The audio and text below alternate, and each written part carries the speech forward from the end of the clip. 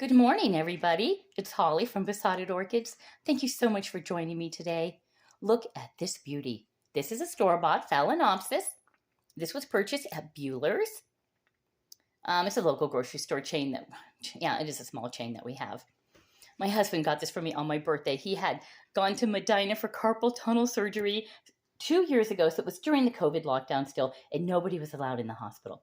So while I spent my birthday sitting out in the parking lot waiting for him, because he couldn't drive home, I wouldn't have sent him up alone anyhow. He stopped on the way home because it was my birthday and got me this beautiful orchid.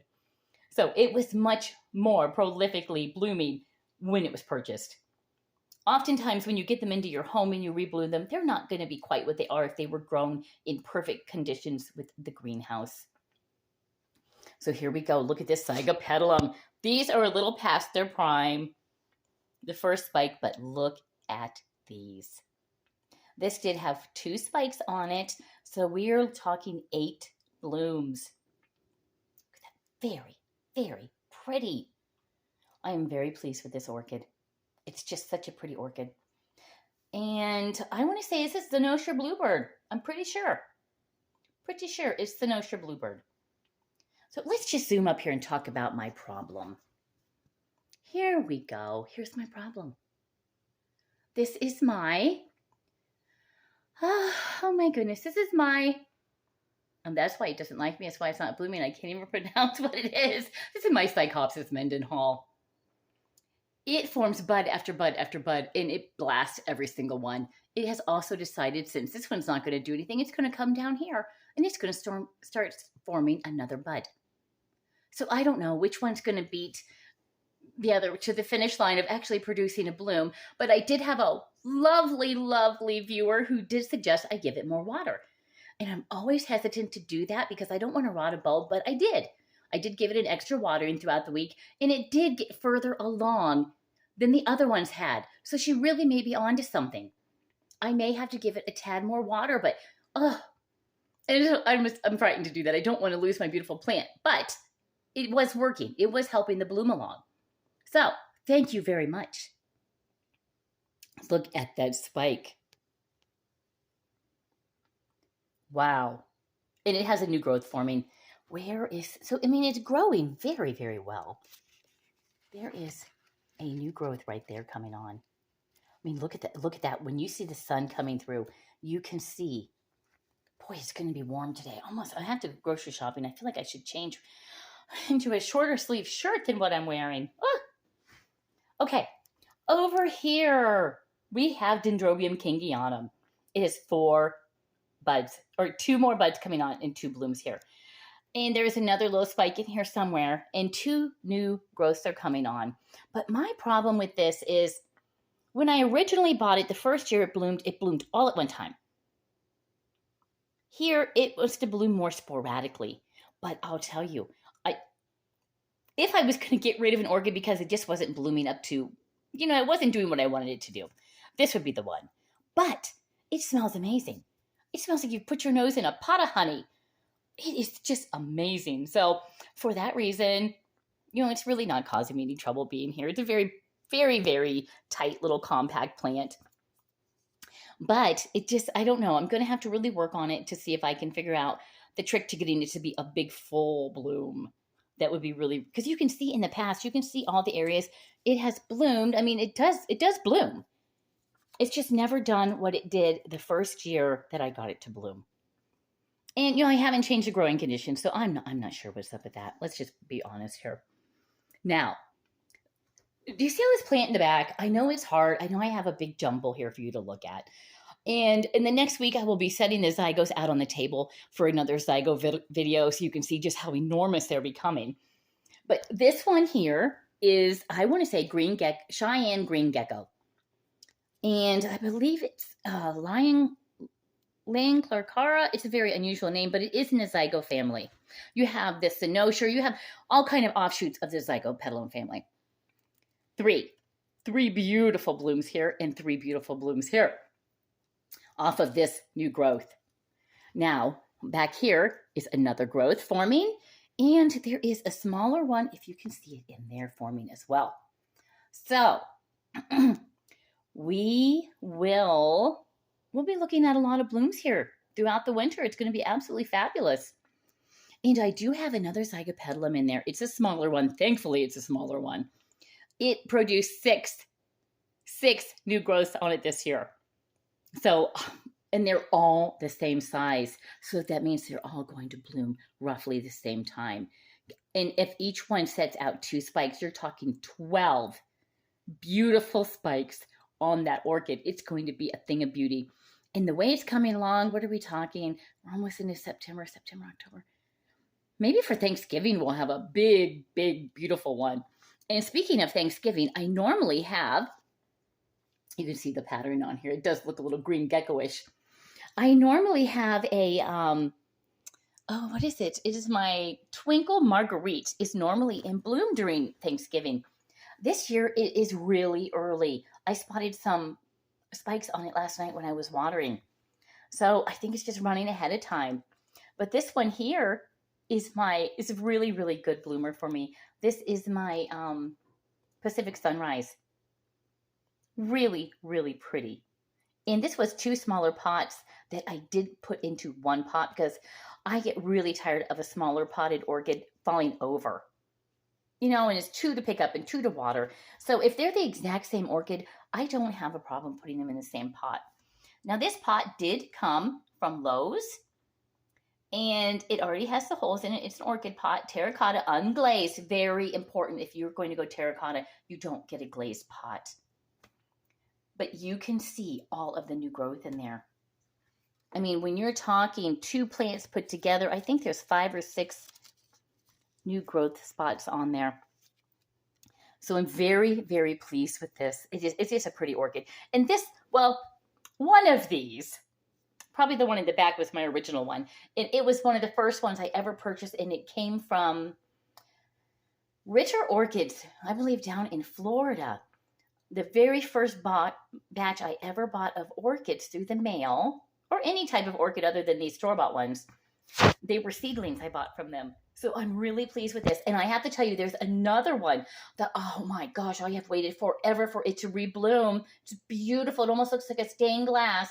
It's Kind Kai, and it's a Miltonia Kind Kai. And oh my gosh, it's been 1.5 years since it's bloomed, but I do see a spike forming. It's a climber, it's a rambler. It wants to climb up, and then you almost have to spray it daily, or the roots just don't get enough moisture. And it just wants to ramble and climb. And it had a lot of deformity due to that, lots of wrinkled leaves. So I'm hoping that now that I think I repotted it. I think that's what I did. And I have a lot of orchids. Can't remember what I do to all of them. But it's spiking. So we're going to see that here in a couple months. I told it I want it to bloom for my birthday. I'm like, okay, let's get this spike blooming for my birthday. It is absolutely beautiful. And I feel a lot of pride in the ones, especially that I grew from seedlings. I don't know. It's just fun. We are moving a lot. I say we because my husband is busy picking these up now and then when he goes to Walmart or Lowe's or stops at the greenhouse. The greenhouse has a wonderful one, and I don't have any out in this room right now, but they are a shorter pot than this even. It's a little shorter, but it's as wide as this.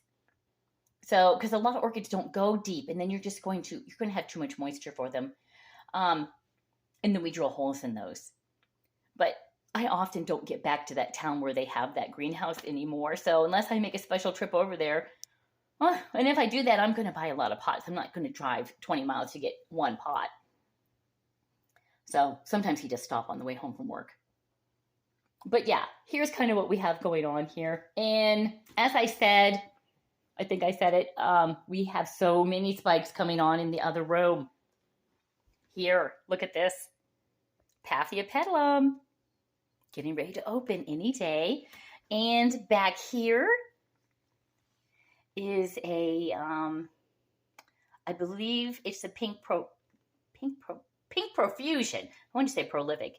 Pink profusion. Tiny little twinkle. And with my Ecuador order that's coming in, hopefully this week, we have the parent to the twinkles, one of the parents. We have Sodoanum coming, and I cannot wait to see that orchid because I already have the Chiraphorum, which is so minute. It's such a tiny orchid. And that is the other parent. We have Sotoanum and Chirophorum that form all the twinkles, was the original parents of the twinkles. So I kind of feel like I have the whole family. But look at this. Oh, this is one of the orchids I got from Michael Cook at Triton Orchids. It's such a long leaf, it's actually falling over. He has very healthy orchids. And this back here, the speckled Paphiopedilum, that is, I want to say Lady Isabel. And you know, I want to say that came from Michael as well. A separate order, but I'm pretty sure that did come from Michael. I just love being out here in the morning, having my coffee in here, just seeing the sun light up the orchids. And out here, I mean, look what I view every morning as I have my coffee now. Oh my goodness. This is a self-sowing, it's just a volunteer. It came out of you can see the bird feeder there. I have lots of little sunflowers that came down out of the bird feeder. And when they come up, I leave them alone. I don't care where they come up in the flower bed because they're going to be beautiful. And I don't have the pristine look of a flower bed where everything is evenly spaced. And I like a little bit of, I like some wild in my flower beds. I like to just, I mean, look, okay. This is what I have going on out in my flower bed. So I like more of a profusion going on out there. But I do have one. I don't know. I am hooked to a phone charger. Excuse me. I can't go much further because somebody forgot to charge their phone last night. I took the charger to bed. Then I never put it on. Right back in there, there is a smaller variety of the red hot poker. I think it's maybe jumping jack or something. Right there.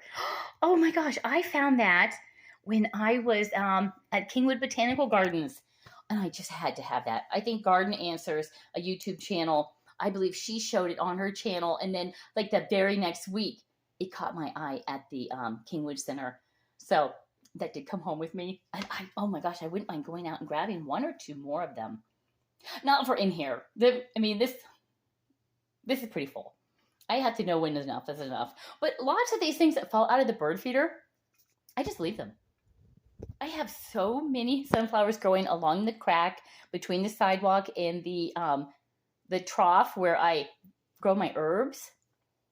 And if you're looking for an interesting tomato, the tall plant growing beside the bird feeder there, that is a Brad's Atomic Grape Tomato. It is by far, I don't want to say my favorite one. Of the smaller varieties of tomatoes, it's probably my favorite. It is a very dark purple with brown going through it. Oh my gosh. I grow basil beside it, and I often just go out there and I will just grab a tomato, wrap some basil around it, and pop it in. It's so good.